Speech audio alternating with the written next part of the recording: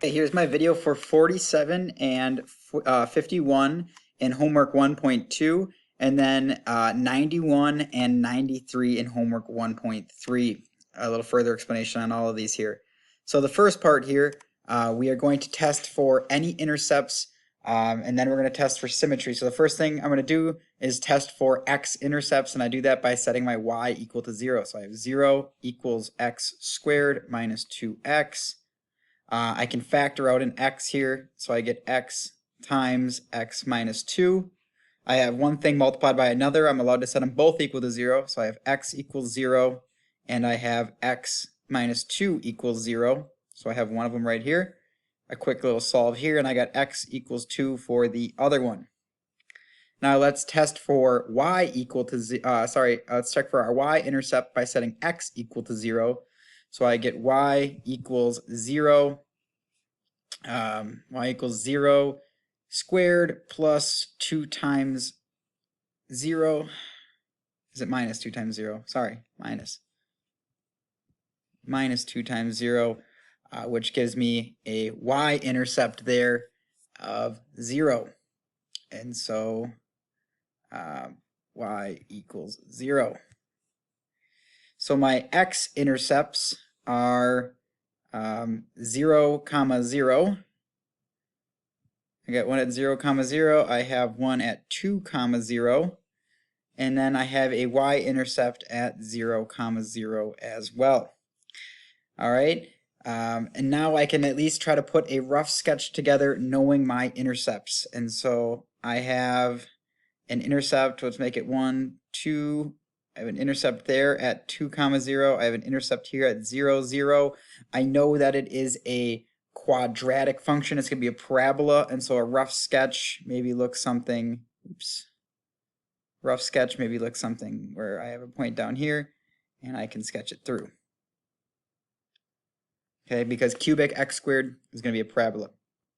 And I'm just plugging in using my points there to test it. I did not test for symmetry yet. My apologies. Let's get that done too.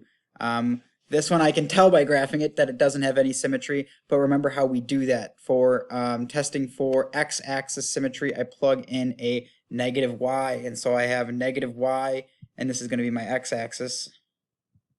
Sim. Okay, I have then x squared minus 2x. Even if I divide both sides by 1, I get y equals negative x squared plus 2x. That is not your original function, so it does not have x-axis symmetry there. Let's try y-axis symmetry. And I can plug in a negative x. So I get y equals negative x squared minus 2 times a negative x. And that gives me y equals x squared, not bad, but then I get plus 2x. That's not the same thing. And so that is not going to be symmetry. And origin symmetry is the same thing. We need to plug in a, sometimes. We need to plug in a negative y and a negative x. So negative y equals negative x squared minus 2 times negative x. Plugging in a negative x and a negative y. Negative y equals x squared plus 2x. Divide both sides by negative 1. You get y equals negative x squared minus 2x. That's not the same as the original either, and so it's no to origin symmetry as well. So no symmetry. The xy intercepts were as such, and then our graph looks something like this. Let's keep going on with 47.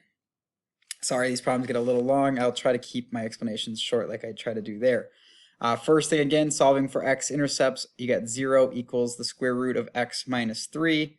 Squaring both sides here, I get 0 equals x minus 3, and so x equals 3, and my x-intercept there would be at 3, 0. Checking for y-intercept here, plugging in 0 for x, I get y equals the square root of 0 minus 3. That gives me y equals the square root of negative 3, which is no solution for the y-intercept. So there is no y-intercept here.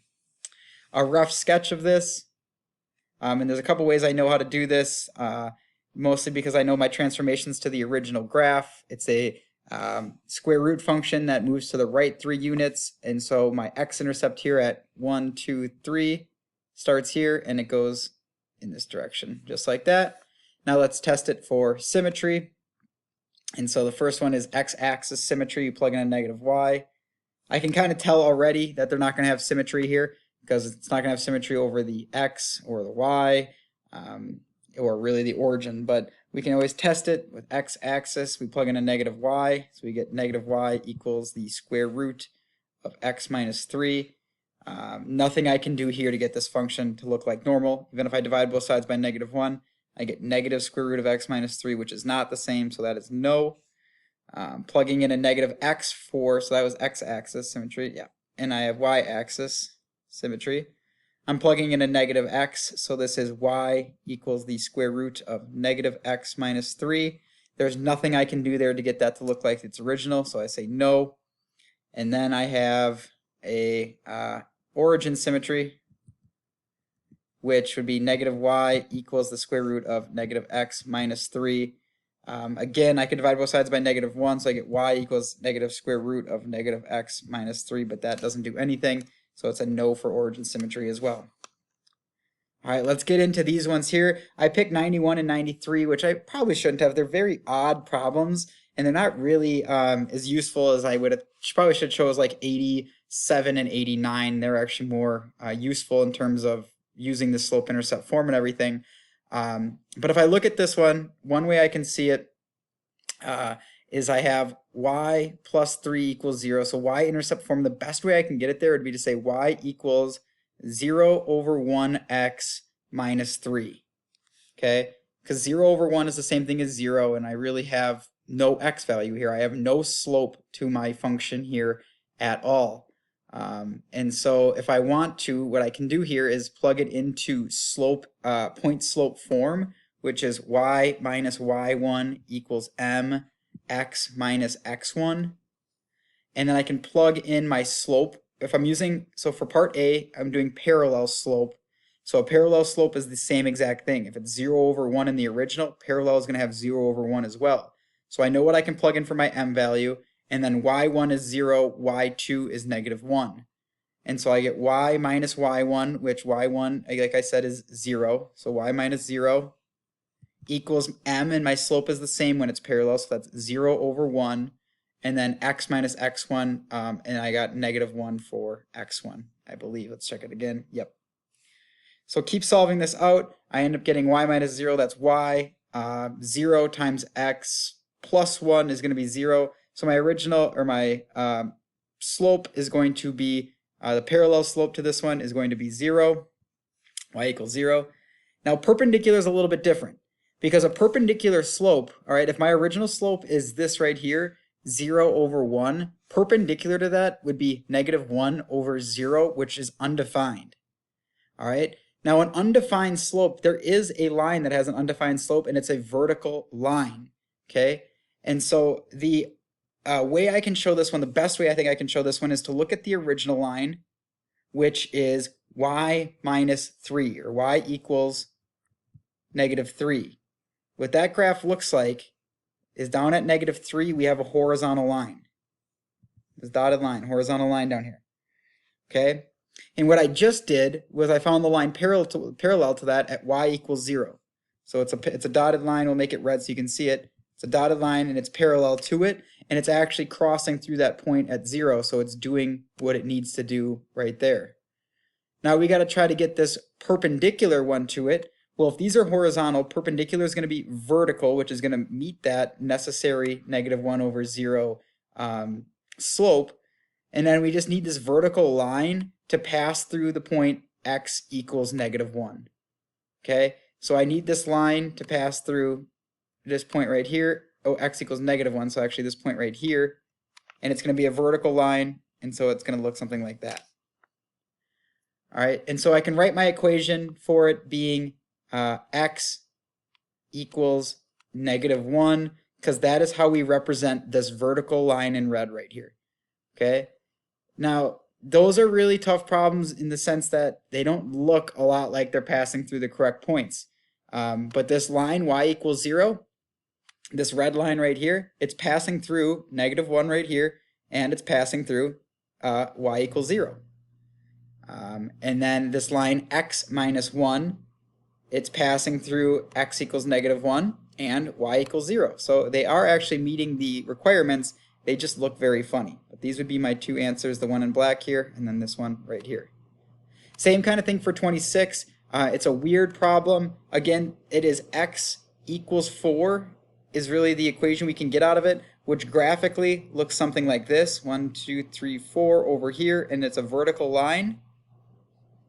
So I know a parallel line to it, the line that's parallel to it, which they're asking for in part A, that line needs to pass through this point 3, -2. So 3, -2 it needs to pass through. Where is that -2 at? It would be somewhere, it's going to have to pass through this point right here, which would be, and we'll put it in blue, this line right here. If it's parallel to it, it's got to be vertical. And that equation, that blue line has the equation of x equals -3. Okay, it's a vertical line that goes through the point 3, and it even goes through -2 there as well. Okay, now that would be one answer, just graphing it, because point slope form is not really an option on this one. And then the other one, we know we have to draw a line that's perpendicular to it that passes through point -3, -2. So drawing this one in green, well, it's got to pass through this point again right here, and I could just draw a horizontal line through that point. That green line has the equation y equals -2, and that would be my equation for that perpendicular line. Okay, not perfect by any means, a very weird problem, no doubt. And if you have any questions on it, we can try to meet and discuss those ones, because those ones are a little harder to explain in a video. But these ones are all about realizing we have vertical and horizontal lines and trying to flip-flop them for parallel and perpendicular.